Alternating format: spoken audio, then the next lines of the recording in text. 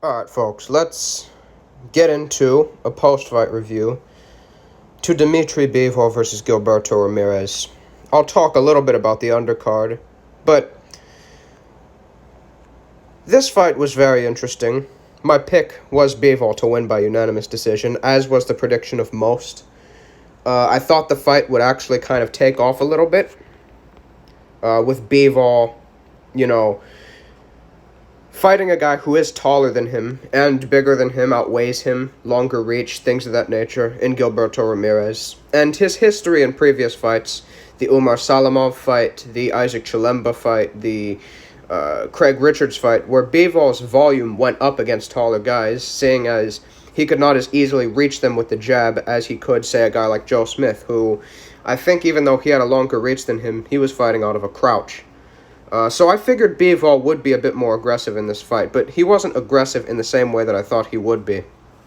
What I figured would happen was Bivol would try to control the center of the ring, but Ramirez would negate that kind of with his physical strength up close, and he'd be able to force Bivol to reset his feet. But Ramirez would lose the fight via walking into big counters, and Bivol's hand speed and foot speed and ability to create angles would be simply too much for Ramirez to overcome and outdo in exchanges, but it didn't go that way. Boxing, above all sports, tends to reveal character because, and MMA and really just combat sports in general, above, football and basketball, because combat sports subjects people to serious pain. Whether it be their training, whether it be the pain that is inflicted inside the ring, guys' character gets revealed, exposed, and we get to see really who perseveres, who has the high IQ, who's a great leader, who's a great listener. And Gilberto Ramirez, before this fight, hadn't really had any type of fight to display any of those characteristics that are to do with, tenacity and his ability to overcome adversity. And Ramirez, really, for the first time in his career, was entering the ring against a guy, maybe apart from Jesse Hart, who, was a little bit better, as a slick boxer than him, a little bit more loose than he was, but even still, he has nowhere near the wrinkles that Bivol has, who's discernibly a better boxer than he is. Ramirez, in the fight, was outboxed basically from the opening bell. Now, the second and third rounds, the first round was a Bivol round in my view, even though Ramirez did have success. The second and third rounds were very close, could have went either way, and then from the fourth round pretty much onwards, Bivol completely took over. And Ramirez was looking to box with Bivol, was looking to pot shot with him, and don't get me wrong, he did give Bivol difficulty, was making him definitely work a lot harder to get his shots than say he had to work against, say, a Joe Smith who was kind of walking into his shots. Ramirez's length definitely did make Bivol's left jab a little bit more of a non-factor, and he did, I think, throw over 200 more punches than Bivol, but Bivol's a phenomenal boxer. His pot shotting was simply way too much for Ramirez to overcome. Ramirez only landed 12% of his punches, according to CompuBox. And his front foot heavy style was simply getting him caught. Defensively, he was far too slow. He would show flashes of good head movement, but only reactionary. And Bivol, even, he was the smaller guy, but he was walking Ramirez down from pretty much the opening bell because of how active his high guard was and how active his feet were. You compare, now in terms of punch output, Ramirez threw more shots, but in terms of who was more active, in terms of using their upper body, feinting and creating openings, it was Bivol. He was the far more active fighter. He was far more busy with his footwork and his upper body, and his hands, and his defense, and he outclassed him in virtually every way. And this tested Ramirez. Ramirez, in my view, was having a bit of success around the 8th and the 10th rounds, trying to use his physicality to walk through Bivol's shots and push him back to the ropes.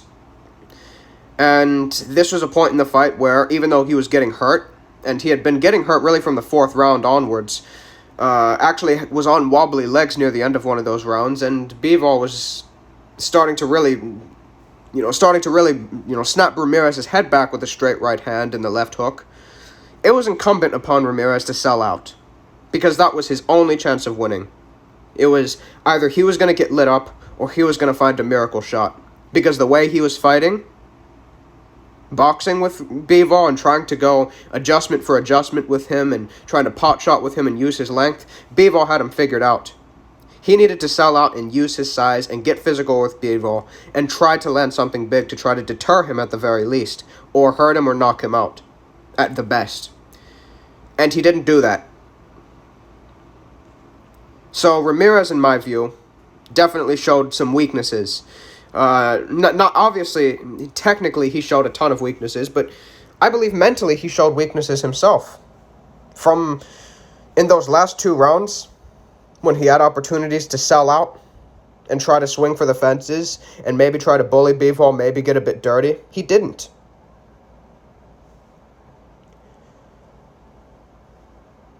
Once he realized that he couldn't really box with Bivol, that ability-wise they were on a different level, he didn't try to shorten the gap at all. He didn't get desperate. He kind of just took his whooping. And in a sense, I won't necessarily say he quit, because he did go the full distance, and he did try to box with Bivol and try to tactically keep up with him to some extent. He didn't really show the heart necessary in order to win the fight. And overall, I was disappointed by Ramirez's performance. Do I necessarily think that him selling out and maybe getting a bit dirty would have changed the outcome of the fight? I do, because I think Bivol would have lit him up even more. However, it would have given him his best opportunity to win. It would have at least shown that he would have been willing to go out on a shield, and he really didn't show that.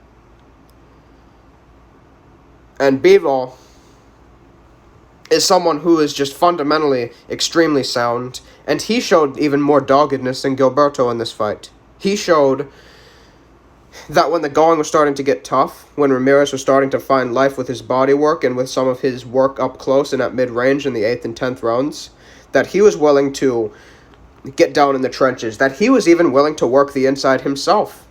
And he forced Ramirez to back off of him in certain instances.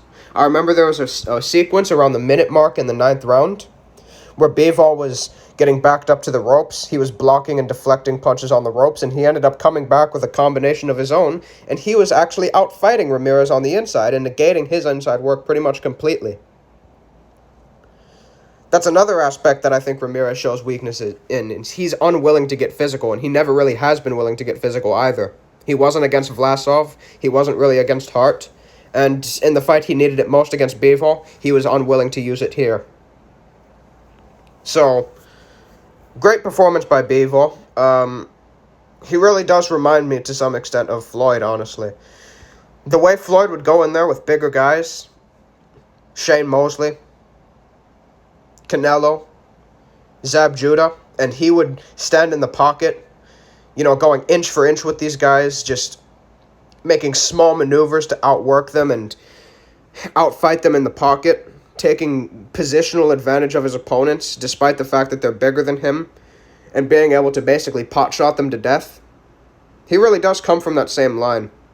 And boxing-wise, he is the most skilled fighter at 175, for my money, without a doubt. Does he beat Beterbiev? I don't know, but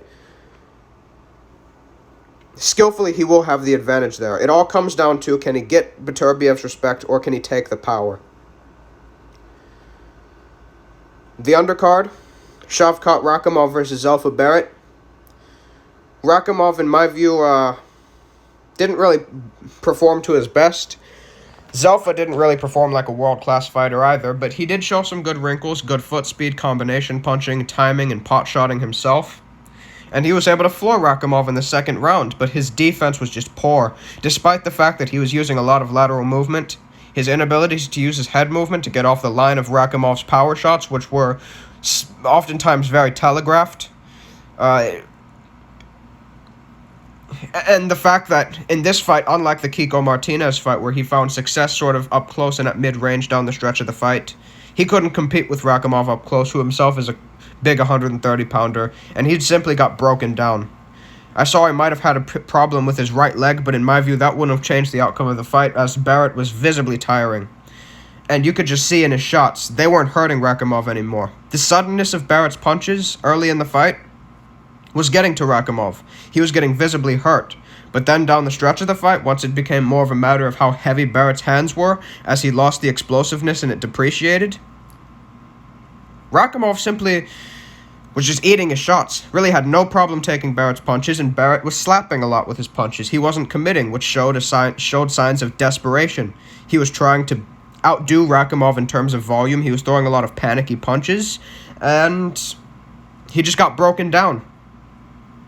And even though Rakhimov has issues with stamina himself, I think the adrenaline that must have been flowing through him from getting dropped and facing all that adversity early started to actually benefit him in that way.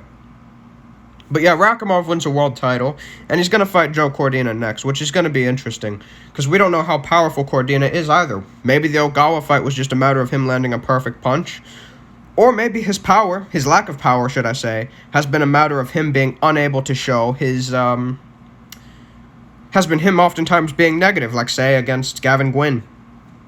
Galal Yafai fought against Gohan Rodriguez. Galal didn't look particularly good. Rodriguez was outboxing him for at least the first 4 or 5 rounds. Galal definitely came back into the fight, but overall he didn't look particularly impressive, and I thought the fight was a draw. Maybe even Rodriguez 6-4, but Galal ended up getting the verdict, and that's that in terms of fights on... Oh, Kal Yafai versus Paklar. You know, Paklar is a good fighter. He's fought, guys like Yanga Sakibo. He kind of got screwed over by the ref in that fight, getting, scoring multiple knockdowns that weren't really ruled for him.